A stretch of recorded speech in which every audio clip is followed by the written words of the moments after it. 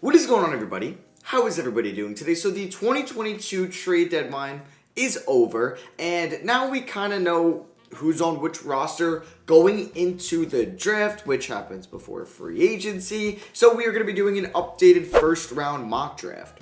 So this is pretty much, I'm going to be giving like my thought process on what I think these teams should do, not what they will do. That will probably be my final mock when I'm trying to predict the picks, but this is just like a GM episode where I'm just trying to say, this is what I would do, this is how I'd construct the team, this is how I'd build the team, and how I would go through that. So we're doing the full first round today. If you guys do enjoy these, I'd appreciate a thumbs up. Probably will be the last one until the regular season ends, or no, probably till March Madness is over, and then I'll do one because a lot of these players are going to rise their draft stock or hurt it throughout the conference tournaments and March Madness. So let's hop right into it. It is the current standings as of February 15th. I don't think it's updated from the games played, but yeah, it's going to be in reverse order, and we'll get into this. So like the Pacers will have multiple picks, and the Spurs will have multiple picks, so I'm excited to construct those rosters. So to start off with Detroit, a team that perfectly needs a power forward potentially, and I think there's still a chance Chet Holmgren can go number one. He's listed as a power forward, but I feel like he'd be the 5 in the league, and maybe he gets that Kristaps like 7-foot power forward role. I still think Jabari Smith would be the pick here at number 1, and I know you traded for Marvin Bagley, but I think you go Jabari Smith. I love Jaden Ivey for Detroit, but no, with Banchero and Jabari Smith on the board, you take him. And now, with the Magic, another team, they don't need guards. They could really go after Banchero or Holmgren, and I think, like, Carter Jr. can kind of solidify the 5 spot for a little bit. Go Paolo Banchero, load him up there with Jalen Suggs. Those are 2 cornerstones with Cole Anthony, and then hopefully, like, you're fully healthy next year with Isaac and Fultz. We'll see what happens with Bamba, but Banchero, I think, is the pick here for the Orlando Magic. Now, this leaves 3 with the Rockets. And I think, like, Jalen Duren should not go over Chet Holmgren or Jaden Ivey in any case at all. I think is this my first mock with Shaedon Sharpe? It might be too. But yeah, this is tough. I think it either goes Chet, who I think should not, like, having Alperen Şengün, who's been fine, should not stop you from drafting Chet. You can have both. This might hurt Alperen's development, but with Christian Wood most likely gone, you could probably run both out there. I also think Jaden Ivey would be great if he could be probably the 1, 2, or 3, and you just put him back out there with Jalen Green. That would be very fun. So I'm tempted to see who I think they would go with.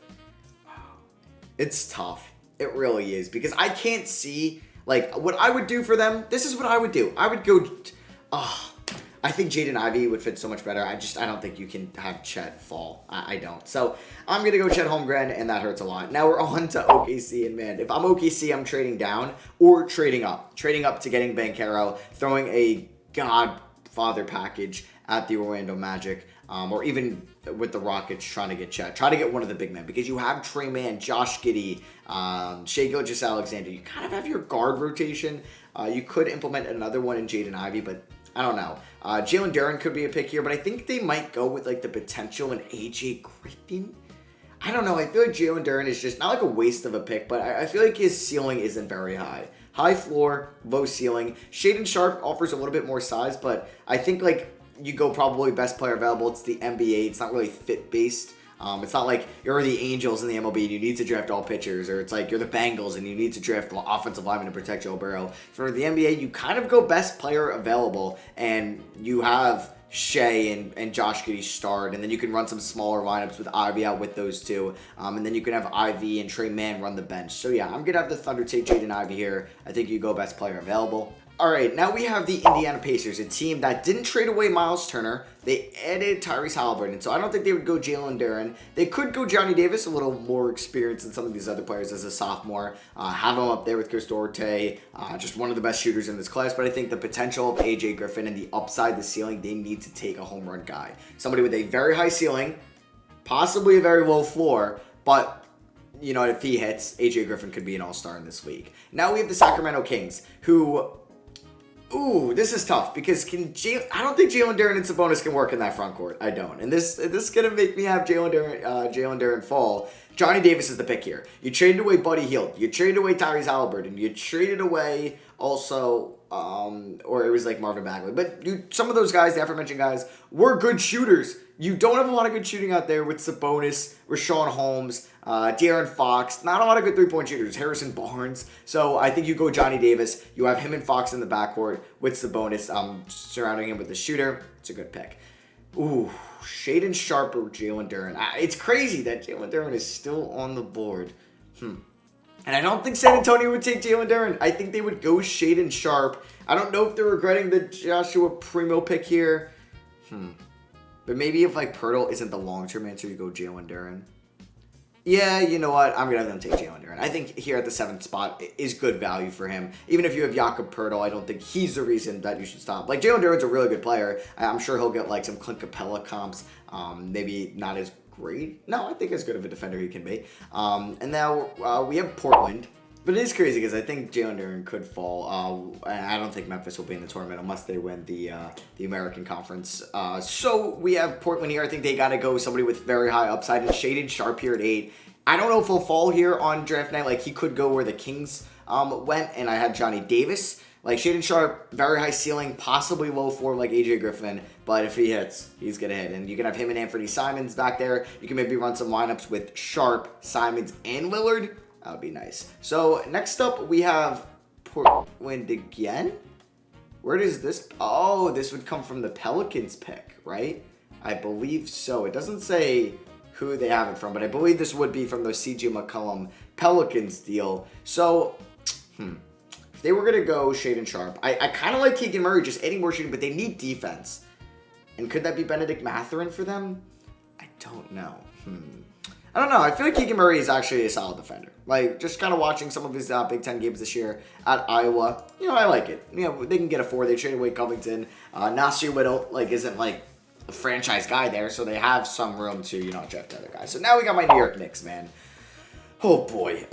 They need a point guard, and I think, I would love Kendall Brown for them as well, but they had a Cam Reddish. They have a lot of wings. Hopefully, Kevin Walker's not on the team next year. I don't think Emmanuel Quickley is a point guard. Derrick Rose, I think, suits best as a backup. I like Ty Washington, hopefully being maybe their franchise point guard. One of these point guards is going to hit. Hopefully they take the right one. Now we got Memphis, a team that could also look to package this pick. But I think they would probably go, they could do what they did last year with Desire Williams and take a high upside guy. But I like Benedict Mathurin for them, because the player they draft doesn't really need to slide into the rotation right away, but they might not bring back Tyus Jones or Kyle Anderson. So they'll have some roster spots opened up. And I think that's what Benedict Mathurin could be for them. Now we have the Atlanta Hawks. Jaden Hardy, man, I really thought he was going to be a top 5 pick going into this year. Hasn't been playing all that well at the G League Ignite. And it's weird because Shaedon Sharpe, not a lot of tape on him. Could he go? I don't know. I think Sharpe is going to go ahead of Jaden Hardy. I think Hardy's probably hurt his stock a little bit, but I think it would be Kendall Brown here. Or it would be Jaden Hardy, man. Patrick Baldwin just has not been good at Milwaukee this year. So I'm going to have them take Kendall Brown. I think so. Next up, we have the Washington Wizards. I think they could be a team that is looking for a high upside pick. And I think that comes at Jaden Hardy or Patrick Baldwin. And I do like Jaden Hardy for them. Hornets are, as well, is a team that needs a center. Not a great center draft. Outside kind of the top-heavy guys, if you think Jabari Smith could be the 5 or Chet. This would be too early, I think, to take Mark Williams. You know what? Maybe not.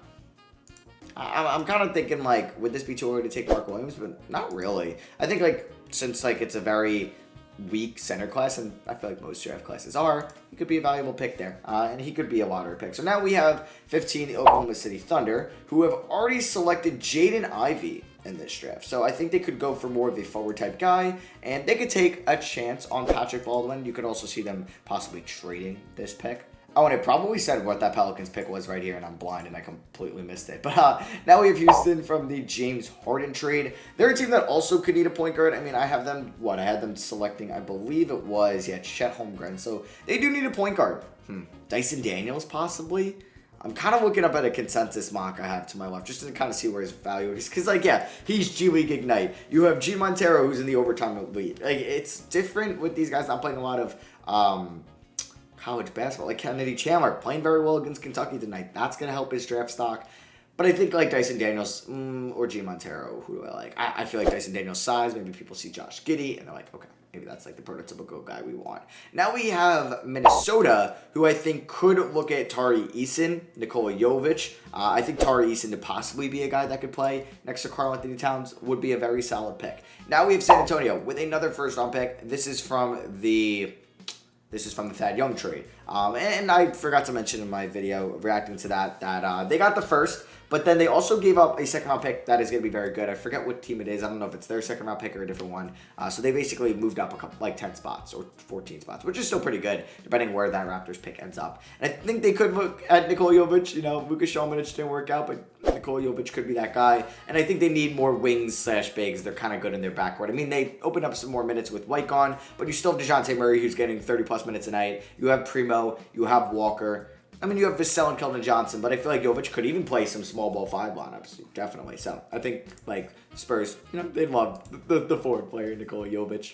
I think for Denver here, I like Marjon Beauchamp here out of G League. Like, him and Dyson Daniels, they've been, I feel like, fun this year there. Like Jane Hardy, like, the G League Ignite team's got some talent, and we'll see them showcase at All-Star Weekend, which will be very fun. Now, here's the Spurs pick from the Derek White trade. I did mention a lot of guards, and I've already had them select, Jalen Duren, Marjon as well. Yeah, okay. I think I'm going to have them take a point guard that could back up DeJounte Murray eventually, maybe compete with Trey Jones and all that, just like roster spots and minutes for next year. And I think that's G Montero, and it's probably great value at pick 20. A team that I don't think will be taking a point guard is the Mavericks. Possibly Brunson coming back, we don't know. Dinwiddie is down there. They could take Trevor Keels, 6'5", Trevor Keels. Wendell Moore, though. I feel like they need somebody like that with experience that could be NBA ready right away. I like that a lot. Milwaukee, they have their first round pick this year. They need to take somebody that's going to hit. Either it's maybe Kennedy Chandler, and they look at a point guard. They might look at O'Shea, Agbaji, Blake Wesley is possibly here. Could they look at Walker Kessler, who's been playing very well at Auburn? Ooh. You know, I think they can go that. Like, Brook Lopez not doing well, or has been hurt, getting older. They got Serge Ibaka, but obviously he's not a long-term answer. I like Walker Kessler out of Auburn for them. The Brooklyn Nets, I think, possibly could lose Patty Mills in free agency. Kyrie can't play home games at the moment. They could look at a point guard. Kennedy Chandler could be that guy. This is from the James Harden trade. Indiana here, I think they could go with also another wing. We'll see if they end up moving Malcolm Brogdon in the offseason. I don't know if they want, how big the retool is going to be. Jeremy Shone, Sochan here. Wow, can't pronounce that.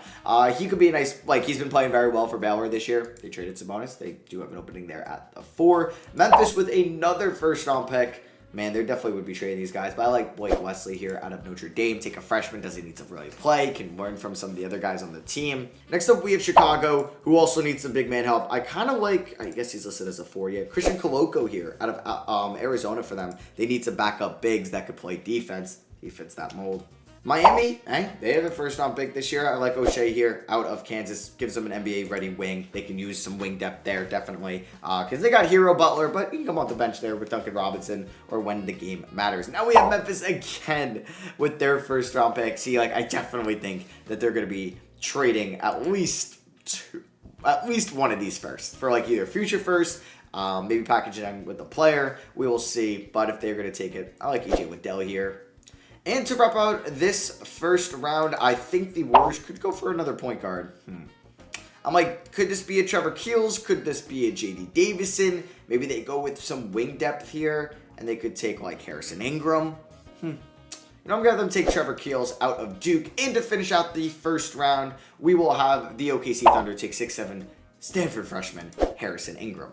So yeah, that is the mock draft. I hope you guys did enjoy. Let me know if you like the player that I gave your favorite team down below. Still need to watch a lot of film on these players. There's some guys towards the end of the first round, like Harrison Ingram. Don't really know much about him. Have heard good things. I've seen some highlights, but need to watch more Stanford, more Pac-12 games. It sucks because they're always up so late here on the East Coast. Their games, obviously, since they're on the West Coast, it's really hard to watch it. So I'm sure we'll get to showcase a lot of these guys throughout their conference tournaments, and then when March Madness appears. So yeah, thank you for watching. Hope you guys did enjoy. Drop a like if you did. I love you guys, and I'll catch you on the next one. Peace.